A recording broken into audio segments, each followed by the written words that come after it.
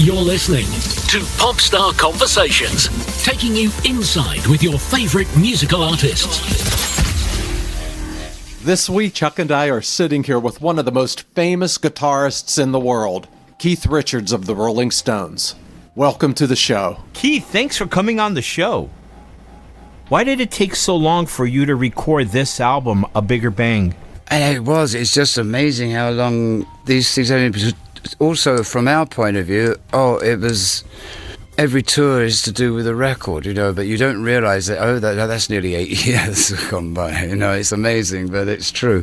And it is about time, because the last tour and everything it was great to do it, but it was basically retro, after all, that was what the record was about, it's 40 licks, and so you pay your dues, and it was great fun, but we did miss having some new stuff to play, and this time there's a sort of certain anticipation in the air, because it's like, hey, you got more ammo, fresh magazine, When did you all decide to get together on this project? Mick gave me a call last year, and I was kind of expecting it around that time, because it's usually about 18 months after the end of a tour when you start to think about it, and obviously there's no, if we were going to go out on the road again, then needed a new record, or vice versa. We just wanted to make a new record, actually, the tour, the record and tours become inextricably sort of entwined together, they get, so at one point you think you're just making a record, and then you realize, no, you're actually setting up also a world tour in conjunction with it. And so these things, even though I've been doing it for these years, it only still slowly dawns on you that, oh yes, right, okay, yeah, that's the whole deal, okay. Why did the Stones put out 4 live albums in 10 years? Live albums are more interesting, and you get a better sound today, and some live albums, musicians playing live is after all what it's about, but at the same time, no, you can't do, too many of them. Recording live is one of those things. If you record everything, sometimes you find a really good versions, and you say, oh, well, that's the reason you record live, and then it's worth doing. But it's not usually something we aim at doing, we just record everything anyway, and we record every show. I really have to say, though, the Rolling Stones, their live shows, you guys are like a fine wine. You just get better with age. I think so, yeah. In a way, maybe that's what is it. I think between the band, they still say, well, I could still do that, or I could do that better, we're still...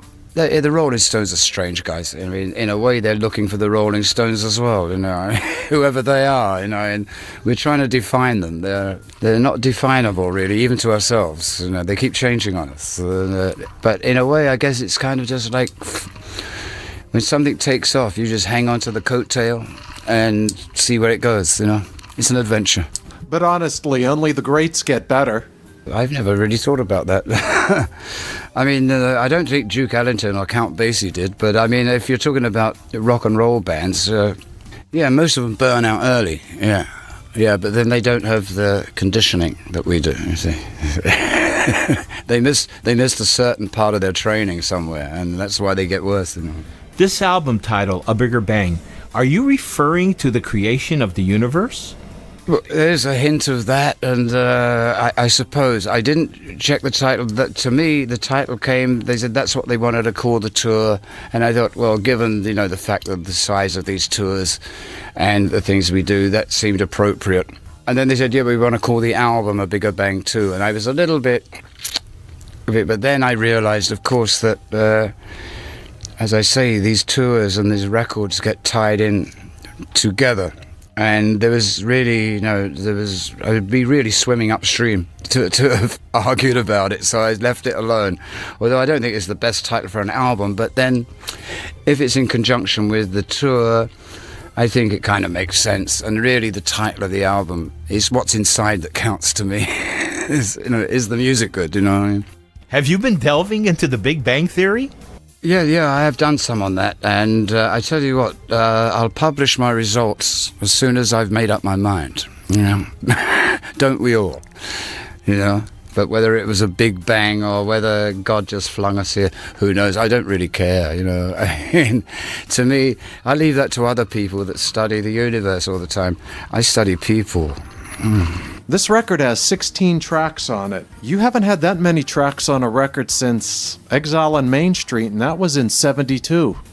It is, I believe. Yeah, that was pointed out the other day. Well, no, there's no particular reason for that, except that these were the songs that we'd done up to now that were ready to go. We cut a lot more, but these ones were ready to go, and we were saying, which ones do you want to leave off?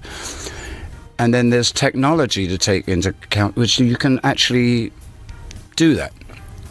And you can put 16 tracks on a CD, whereas you couldn't on an old album. Yes, the quality of sound would go. But in the long run, we just decided to say, well, this is what we've done. Let's put it all out and see what flies. And this particular album, it covers all of the sounds and styles that, you know, the Rolling Stones are known for. I only realised that just a week or so, Mick and I were talking when we were starting to listen to the whole thing, and said, in a strange way, although we didn't plan it at all, this covers pretty much all of the areas, you know. It was, although at the time we didn't plan it that way. I mean, we don't say, well, now we need a fast one or a slow one, we need a rocker, or we just cut the songs that we had, you know. Say, okay, this goes like this. And we were enjoying recording, and found out that we'd actually covered the bases pretty much without even planning it. I like things when you don't have to plan them, because when you make plans, they never work, you know. No, it's quite amazing that the Rolling Stones are in their 5th decade. That is one heck of an accomplishment.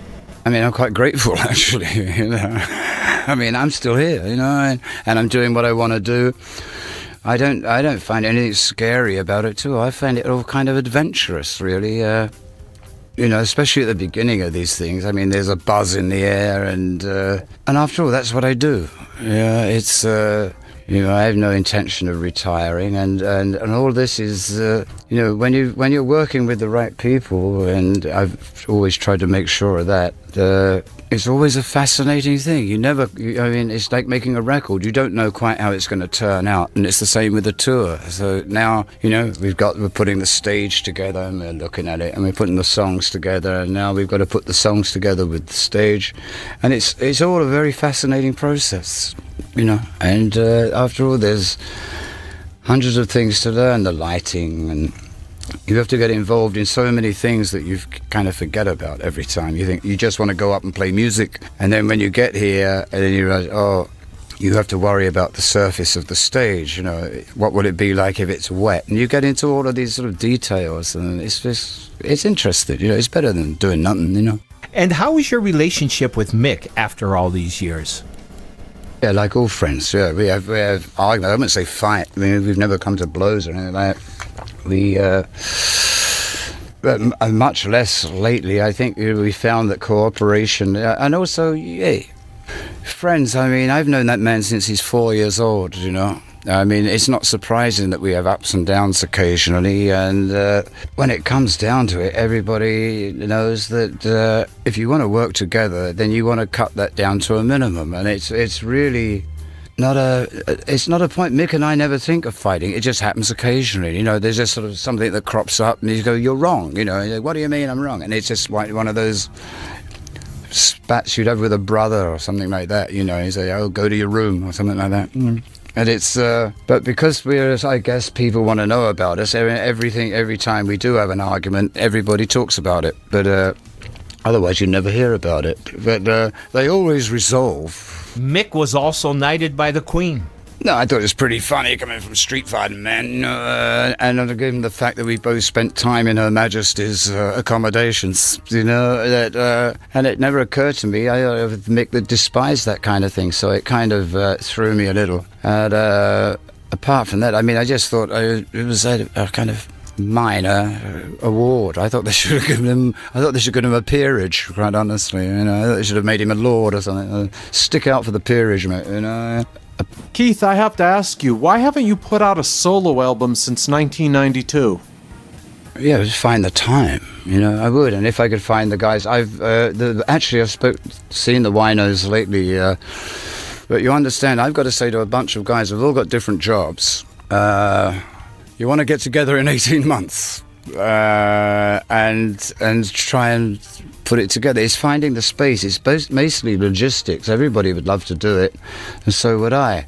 It's finding the time and the space. Really. I mean, I probably will do it. Yeah. I noticed that the Rolling Stones play in small theaters and they play stadiums and amphitheaters. Why do they switch between the sizes? Yeah, I'd like to keep it mixed up the same as last time, and maybe even a little more, hopefully.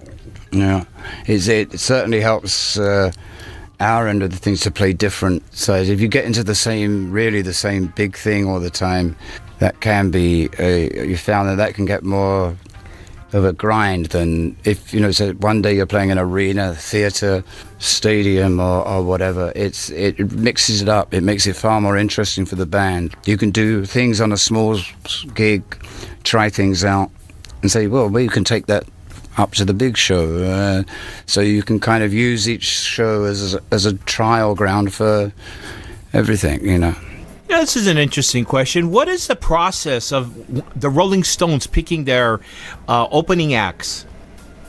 Don't search. We just kind of listen around, and somebody will say, have you heard these guys? These are interesting, or that, these guys are good live. You're trying to check. You say you might hear a record and say, oh, what about these guys? And they can't play live. They're not very good on stage. But there's other bands. So you look for guys that can play live, bands that like to play live. You don't want to use somebody just because they made one good record or something.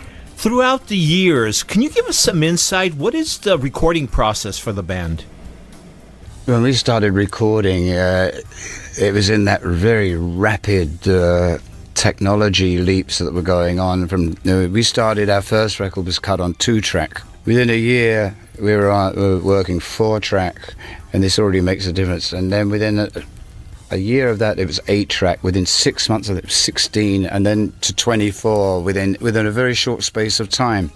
And so, in a way, all of that was experiments, because every time you add more tracks to the potential of recording, you're in an unknown area. You're experimenting, in other words. Do you need that many tracks? And so you're always playing around with this new technology. You still are. It goes on and on.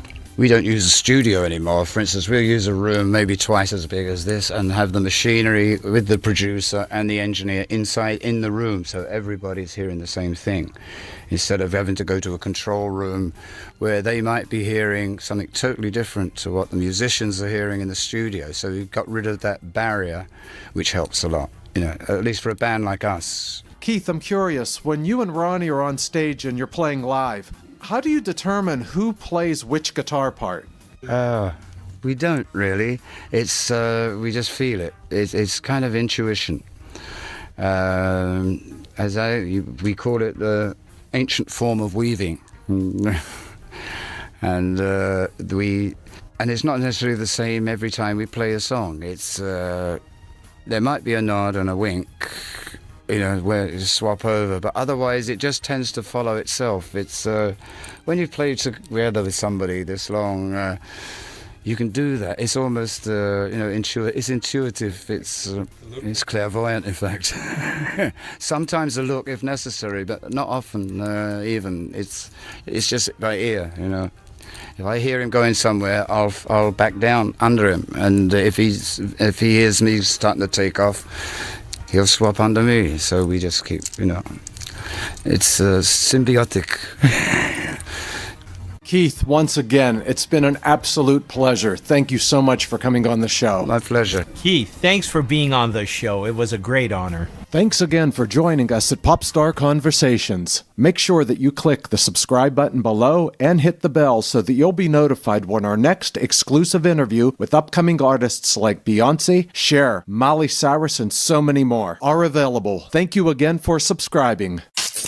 Thank you for listening to Popstar Conversations. Please join us again for another conversation with your favorite musical artists.